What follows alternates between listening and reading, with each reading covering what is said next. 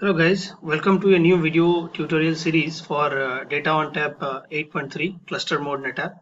So in this series we will see how we can set up a simulated environment for Cluster Mode NetApp ONTAP 8.3. So basically a simulator is a software that we can download it from NetApp support site and we can install it in our local desktop or laptop with the help of a virtualized tool like VMware Workstation, VMware vSphere. We can do various stuff that we usually do in production NetApp frame. For example, we can create a Windows share and map it in a Windows machine, or we can create a Unix export and mount it in a Unix machine. So these are the various things that we can do.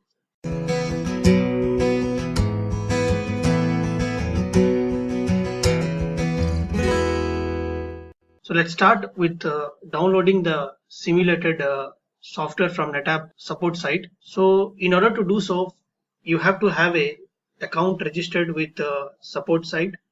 So I already have an account.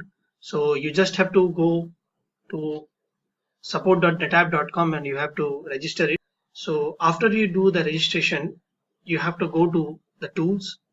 Under the tools, you have to go utility tool chest. Under the utility tool chest, if you will scroll down, various software will be displayed here that you can download it. So if you are not getting simulator for Data ONTAP 8.3, so what you have to do, just click on the search column and just type simulator and hit enter. Here we can see that we have a link with the Data ONTAP simulator. Just click on it. So here we can see for the various versions of ONTAP, we have different links for simulator. So the latest one available is 8.3. So just click on the link simulator 8.x. So here we are. Just scroll down a bit. You will get Simulate ONTAP 8.3 for VMware Workstation, VMware vPlayer, VMware Fusion. So whatever virtualized tool you are using, you need to download accordingly. So I have VMware Workstation. So I will click on this link to save it. Just click on it.